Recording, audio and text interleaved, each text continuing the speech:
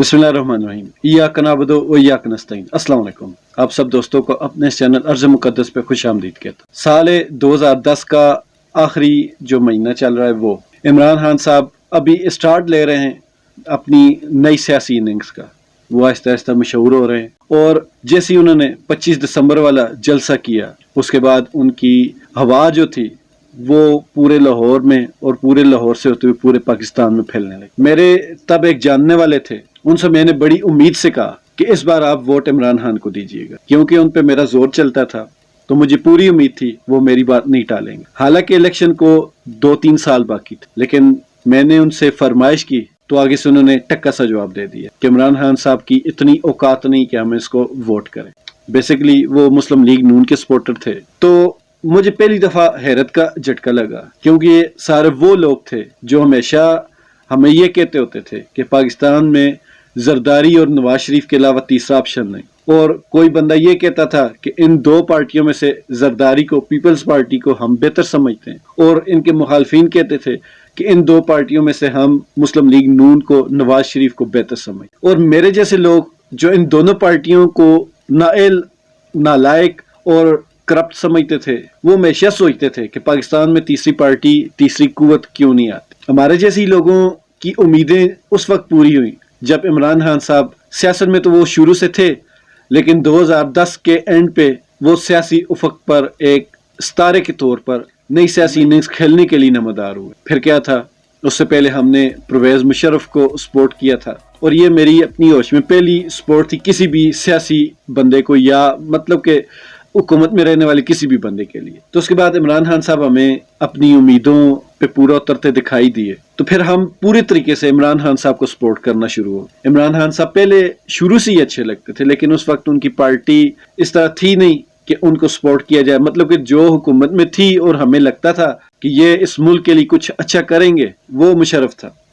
तो उसके बाद इमरान खान साहब तो हमारे बुनियादी तौर पर एक हीरो थे ही। 2010 के बाद मैंने फुल सपोर्ट अपनी इमरान खान साहब की तरफ डाली, और उस बंदे की बात पे मुझे हैरत का शदीद झटका इसी वजह से लगा कि वो उन्हीं लोगों में से था जो इस बहाने के पीछे छुपने की कोशिश करते होते थे कि हमें तीसरे बंदे की ऑप्शन नहीं, और हमें लगता है कि नवाज शरीफ बेहतर है। और जब इमरान खान साहब ने नई नई उड़ान भरना शुरू की तो मुझे काफी उम्मीद थी कि वो सारे लोग जो पाकिस्तान में इन दो जमातों से तंग थे और मजबूरी में इनको वोट करते थे, वो इंशाल्लाह जरूर इमरान खान साहब को वोट करेंगे। ये मेरा एक भरम था, और वो वक्त आने के साथ साथ साबित हो गया कि ये एक भरम ही था। क्योंकि जैसे इमरान खान साहब ने अपनी उड़ान ऊंची की तो ये सारे लोग जो अपने आप को न्यूट्रल समझते थे और ये कहते थे कि हम सियासत में नवाज शरीफ को मजबूरी की वजह से सपोर्ट करते हैं कि तीसरा कोई बंदा है नहीं, तो वो सारे इमरान खान साहब की मुखालफत में शुरू हो गए। जिन लोगों को 2010 याद है, उनको 2010-11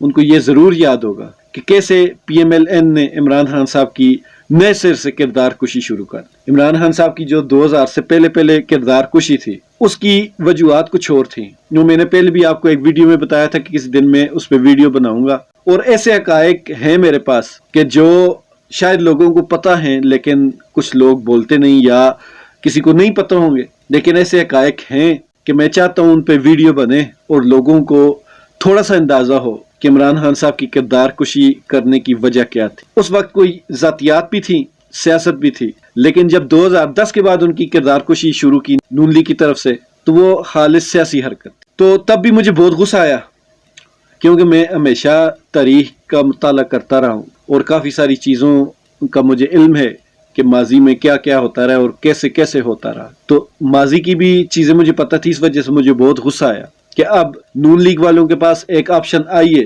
तो वो फिर भी उस ऑप्शन को इस्तेमाल नहीं कर रहे। इसी वजह से मेरा जो इमरान खान साहब के साथ लगाव था वो शिद्दत इख्तियार करता गया। अपने उन्हीं जानने वालों से वक्तन फवक्तन सियासी बहस मुबासा चलता रहता था। एक दिन मैंने तंग आकर उनसे कहा कि अगर मान लिया नवाज शरीफ आपको बहुत अच्छे लगते, तो उन्होंने कहा जी अच्छे नहीं लगते, नवाज शरीफ पंजाब के लिए बहुत अच्छे हैं।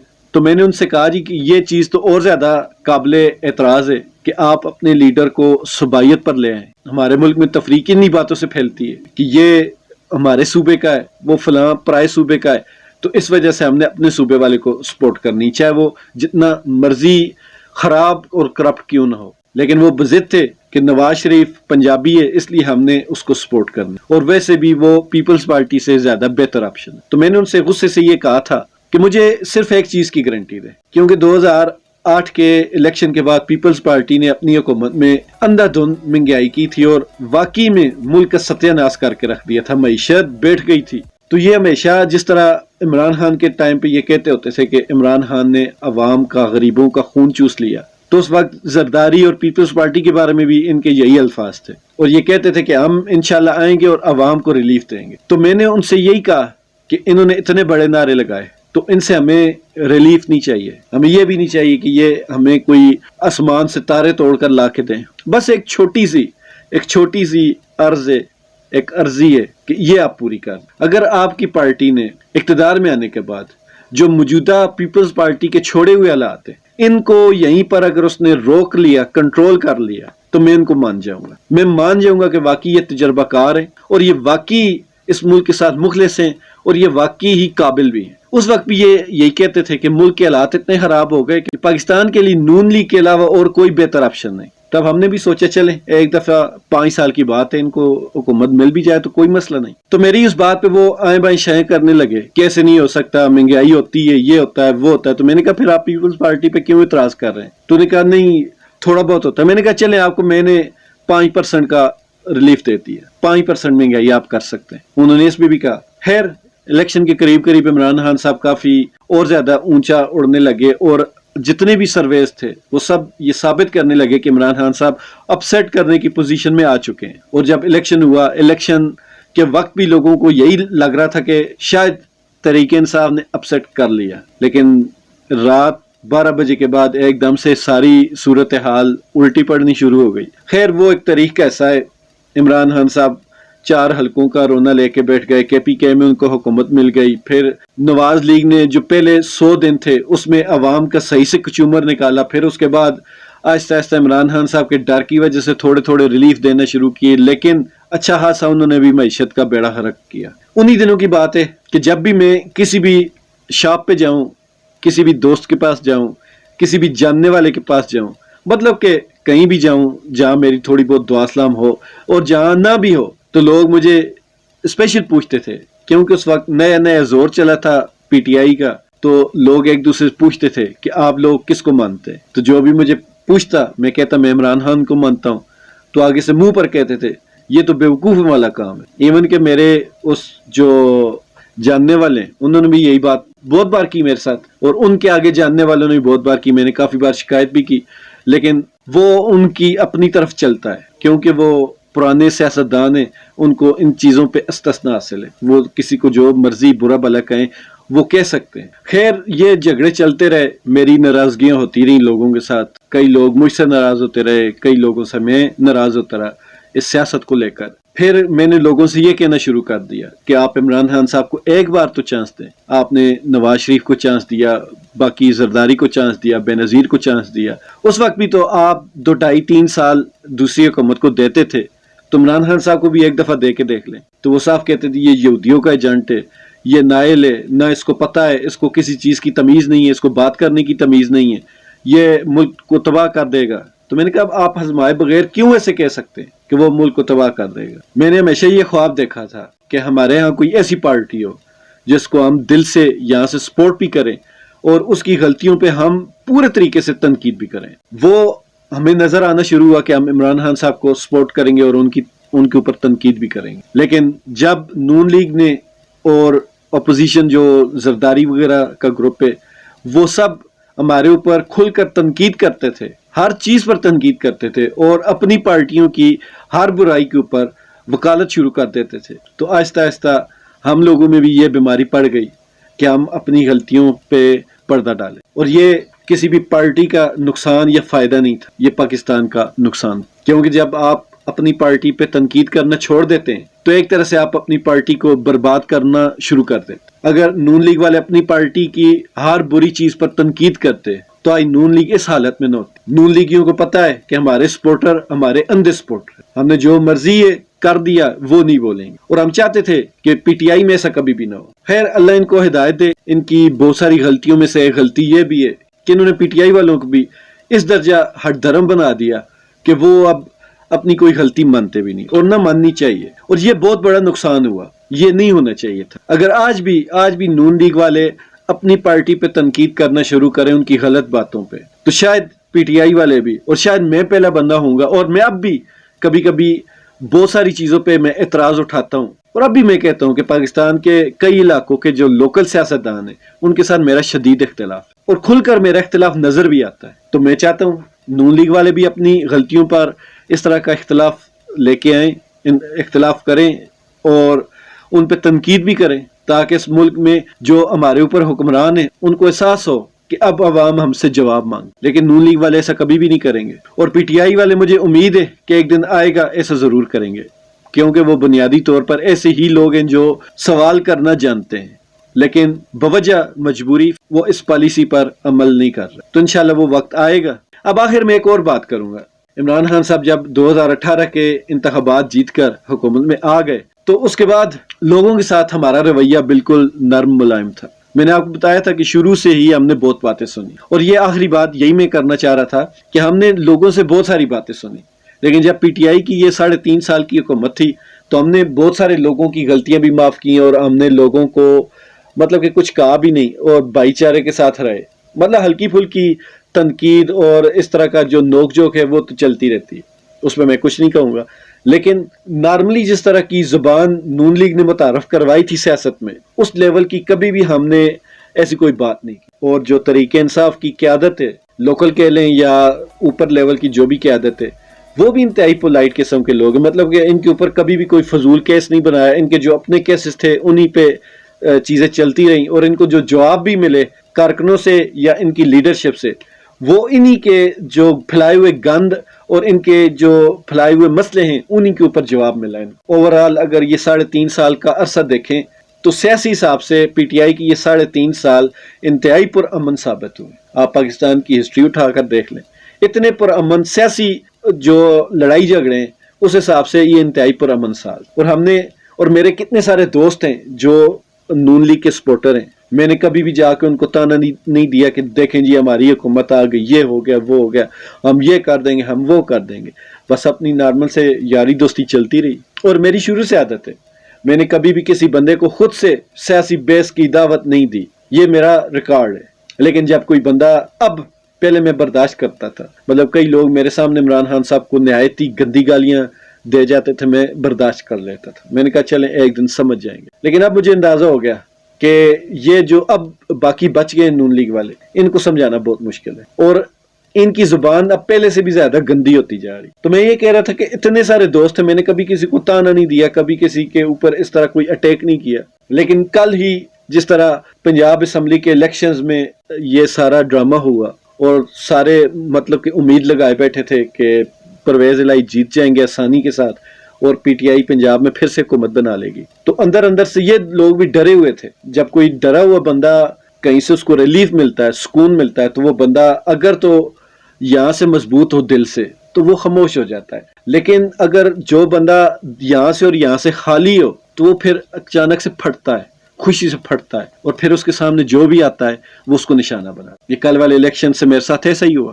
مجھے کئی جاننے والوں کے دوستوں کے فون آئے اور انہوں نے صرف یہ کہا کہ پنجاب اسمبلی میں کیا ہوا، اس کے بعد کوئی بات نہیں سنی، بس کہہ لگا کر ہنستے رہے۔ میں ان سے پوچھا کچھ بھی نہیں ہوا، ایسی کوئی بات نہیں، تو آگے سے کہہ لگا کر ہنستے رہے۔ یہ میرے جاننے والے اور دوستوں کی میں آپ کو بات بتا رہا ہوں۔ تو کل سے میں یہ سوچ رہا ہوں کہ آیا اس ملک میں انصاف کو ماننے والے لوگ واقعی کم ہیں، یا اس ملک میں انصاف پہ بولنے والے لوگ واقعی کم ہیں؟ انہی میں سے ایک میرا دوست ہے جس کے پاس پچھلے دنوں مجھے جانے کا اتفاق ہوا، اور اس بندے نے جب بھی کوئی چیز خریدنی ہو تو مجھے اسپیشل کہتا تھا کہ یہ دیکھیں جی یہ چیز میں خرید رہا ہوں، یہ میں اپنے بچوں کا پیٹ کیسے پالوں، یہ میرے بچوں کی بدوائیں لگے گی عمران خان کو، اتنی مہنگائی کر دی، غریب آدمی جی نہیں سکتا، لوگ مر رہے ہیں، بچوں کی ہم خواہشیں نہیں پوری کر پا رہے۔ اتنا اس کے منہ پہ معصومیت اور اتنا مطلب کہ اس کے الفاظ میں درد تھا، میں خاموش ہو گیا۔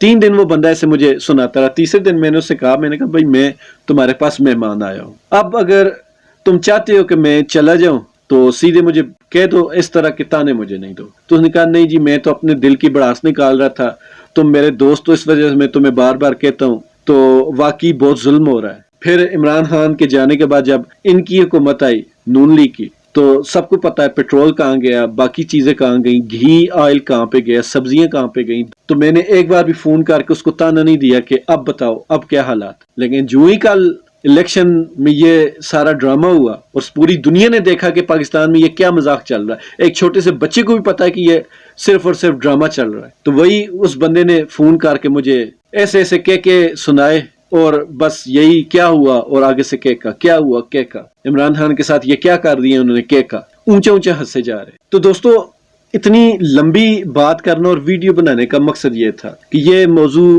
اس سے بھی بہت لمبا ہے، اس پہ گھنٹوں نہیں دنوں کے حساب سے بات ہو سکتی، کیونکہ اس سیاست میں نون لیگ نے جو گند پھیلایا ہے بھٹو کے بعد وہ اتنی جلدی صاف ہونے والا ہے. ان لوگوں نے وہ چیزیں متعارف کروائی ہیں جو اب جاتے جاتے بہت وقت لیں گے. میں پہلے ایک ویڈیو میں عمران خان صاحب سے یہ ریکویسٹ کر چکا ہوں کہ آپ بھی اپنا میڈیا اور سوشل میڈیا مضبوط کریں، اور یہ میں بار بار ان سے ریکویسٹ کرتا رہوں گا کہ یہ وقت کی ضرورت ہے. ہمارے جتنے انٹرپرینور جو انٹرنیٹ پہ سوشل میڈیا پر آ کر لوگوں کو موٹیویٹ کر رہے ہوتے ہیں تو ان کا ایک ہی مقصد ہوتا ہے کہ آپ سوشل میڈیا کی اہمیت کو سمجھیں. آنے والا وقت میڈیا کا ہے، سوشل میڈیا کا ہے، ویژول میڈیا کا ہے. تو جب ہم لوگوں کو یہ سارے انٹرپرینور یہ سمجھاتے ہیں، انہی انٹرپرینور کو سب کو عمران خان صاحب نے ابھی کچھ دن پہلے اپنے پاس بلایا تھا، ان کے ساتھ ایک کافی لمبی میٹنگ کی تھی عمران خان صاحب نے. تو عمران خان صاحب یہ کیوں نہیں سمجھتے اس وقت میڈیا کا دور ہے، میڈیا کی اہمیت ہے. تو میں نے ان سے یہی کہا تھا کہ نون لیگ کا میڈیا بہت مضبوط ہے، بہت سارے اختلاف ہونے کے باوجود بھی میں یہ کہوں گا، یہ میں مانتا ہوں، نون لیگ کا میڈیا سیل، میڈیا ونگ بہت زیادہ مضبوط، مطلب کہ وہ آپ کے جو جھوٹ ہوتے ہیں نا ان کو بھی سچ ثابت کر دیتا ہے اور لوگ مان بھی لیتے ہیں. سب سے بری بات یہ ہے کہ لوگ مان بھی لیتے ہیں اور ہم لوگ اپنے سچ پہ صفائیاں دیتے رہ جاتے. تو عمران خان صاحب کو اس ویڈیو میں نے یہ بات کی تھی کہ دیکھیں کہ مہنگائی جو تھی وہ اس وقت نون لیگ کا میڈیا تھا اور میڈیا سیل تھا جو عام لوگوں کے اندر تک گھسا ہوا ہے. تو وہ لوگوں کو اکساتے تھے آپ مہنگائی پہ بات کریں، احتجاج کریں، آپ شور کریں. اب آج اس سے ڈبل مہنگائی ہے، لوگ نہیں بولتے. کیوں؟ کہ جو بولنے والے تھے وہ نون لیگ والے تھے، اب انہی کی حکومت، تو وہ تو اب نہیں بولیں گے. اس سے ثابت ہوتا ہے پاکستان میں ہمیشہ شور شرابہ کرنا اور پاکستان میں ہمیشہ افراتفری پھیلانا صرف نون لیگ کا کام ہے. آج اس سے ڈبل حالات خراب ہیں، لیکن کوئی بول نہیں رہا، کوئی روڈ پر احتجاج نہیں کر رہا، کوئی کسی کو برا بھلا نہیں کہہ رہا. اس کی وجہ یہ ہے کہ جو برا بھلا کہنے والے ہیں، جو بولنے والے ہیں، جو گھروں سے نکلنے والے ہیں، وہ اب خود ان کی اپنی حکومت ہے، وہ کیسے نکلیں گے؟ اس سے ایک دوسری بات ثابت ہوتی ہے کہ پی ٹی آئی کے جتنے سپورٹر ہیں وہ انتہائی بزدل ہیں اور وہ گھروں سے نکلنے والے نہیں، وہ بولنے والے بھی نہیں. سوشل میڈیا پر آپ دیکھیں کہ جب دو پی ٹی آئی والوں کی کسی تیسرے نون لیگ کے ساتھ لڑائی چل رہی ہوگی تو ایک بندہ صرف دیکھ رہا ہوگا اور ایک ہی بندہ اس کو ریپلائی کر رہا ہوگا. دوسرا بندہ یہی سوچے گا چھوڑ یار ان کی اپنی لڑائی لگی ہوئی، میں بیچ میں کیوں ٹانگ رہا. کیوں؟ سب کو پتا ہے نون لیگ والا پہلے حملے میں ماں بہن کی گالیوں پہ پہنچ جاتا. اس وجہ سے پی ٹی آئی والے ڈرتے ہیں. اور بھی بہت ساری وجوہات ہو سکتی ہیں، لیکن سامنے یہی چند وجوہات ہیں. اب بھی ہمارے فیس بک کے پیجز ہیں، مطلب پیج پی ٹی آئی کا ہوتا ہے، اس میں نون لیگ آ کر پی ٹی آئی والوں کو ایسا دھو کر رکھ دیتے ہیں اور کوئی پی ٹی آئی والا بولتا نہیں. یہی سارے مسئلے مسائل ہیں جن پہ عمران خان صاحب کو نوٹس لینا چاہیے. اور یہی جو سوشل مسائل ہیں، مطلب کہ نون لیگ کے جو لوگ معاشرے میں نفرتیں پھیلا رہے ہیں ان کو بھی کنٹرول کرنا چاہیے. میں پہلے بھی ایک پوسٹ لگا چکا ہوں اس بارے میں کہ جتنے بھی نون لیگ کے سپورٹر ہیں اور وہ اگر تو نارمل جو سپورٹ کرتے ہیں اس طرح کے ہیں تو کوئی بات نہیں، لیکن جو سپورٹر ان کا جنونی قسم کا ہے اور جس کو اپنی زبان پہ کنٹرول نہیں، تو ایسے سپورٹروں کے ساتھ سوشل بائیکاٹ کریں، یہی ان کا واحد حل رہے گا. پی ٹی آئی جتنی مرضی آپ ووٹنگ کے حساب سے مضبوط ہو، پی ٹی آئی آپ کے لیے بولنے کے لیے، آپ کے لیے لڑنے کے لیے اس طرح مضبوط نہیں ہوئی جس طرح نون لیگ کی ہے. کافی سارے میرے پی ٹی آئی والے دوست اس بات پہ اعتراض کریں گے کہ یہ اس طرح نہیں ہے کہ پی ٹی آئی والے عمران خان کا مقدمہ بہت اچھے سے لڑیں. مانتا ہوں لڑیں، لیکن آپ نون لیگ والوں کو ڈرا نہیں سکے. وہ آج بھی آپ سے ڈرتے نہیں ہیں. آپ کی پاور، آپ کی حکومت تب تصور کی جاتی ہے جب آپ سے لوگ ڈریں. ایسے تو آپ جس طرح عمران خان صاحب وزیر اعظم بھی تھے تو نون لیگ والے ان کو اتنی گندی گالیاں دے کے نکل جاتے تھے اور ہم لوگ کچھ بھی نہیں کر سکتے. کیوں؟ کہ ہم لوگ بنیادی طور پر ڈرپوک. باقی خان صاحب اس قوم کے لیے کچھ لوگ ہیں جو واقعی میں مجبور ہیں، لیکن اکثریت ایسی ہے جن کو مہنگائی سے کچھ لینا دینا نہیں۔ یہ لوگ ڈرامے کرتے ہیں، یہ لوگ جھوٹ موٹ کے رونے کے عادی ہو چکے ہیں کچھ لوگ جو واقعی میں مجبور ہیں، لیکن اکثریت ان کی ہے جو نون لیگ کے بینر تھلے یہ صرف ڈرامہ بازی کرتے۔ اور آپ بھی جب ایسے کسی بندے کو دیکھیں جس کا تعلق نون لیگ سے اور وہ مہنگائی کا رونا رو رہا ہو، تو ایسے بندے پہ ذرا بھی ترس نہ کرے، کیوں کہ آج ان کی حکومت ہے اور ان کو مہنگائی نہیں لگ رہی۔ یہ انتہائی جانبدار لوگ ہیں، ان کا ہمیشہ جھکاؤ اپنی پارٹی کی طرف ہوتا ہے۔ ان کے مخالفین چاہے بہت زیادہ اچھے کام کیوں نہ کریں، بہت زیادہ دین کی ہی بات کیوں نہ کریں، یہ اس کو صحیح نہیں مانیں گے، نہ اس کو سپورٹ کریں، بلکہ ان کے سامنے کوئی ان کا مخالف دین کی بات بھی کر رہا ہو، یہ اس کو ماں بہن کی گالی دیں گے۔ آج بس میں جذباتی ہو گیا تھا، اس وجہ سے اتنی لمبی چوڑی باتیں لے کر بیٹھ گیا۔ مجھے پتا ہے کہ پاکستان میں اکثریت لوگوں کو اب پاکستانیت سے یا اس طرح کی جذباتی باتوں سے کوئی لگاؤ رہا نہیں، لیکن آپ لوگوں سے صرف یہی ایک درخواست ہے کہ ہمیں نہ عمران خان ضرورت ہے نہ زرداری نواز کی۔ فی الوقت ہمارے اندر جو شدید کمی ہے وہ ہمارے اندر حب الوطنی کی کمی، پاکستانیت کی کمی ہے۔ ہمیں وہ کمی سب سے پہلے پوری کرنی پڑے گی۔ جس دن ہم نے واقعی ایک سچے پاکستانی ہونے کا ثبوت دے دیا، اور واقعی ہم جس دن سچے پاکستانی بن گئے، آپ یقین کریں آپ ان پارٹیوں سے اوپر ہو جائیں گے۔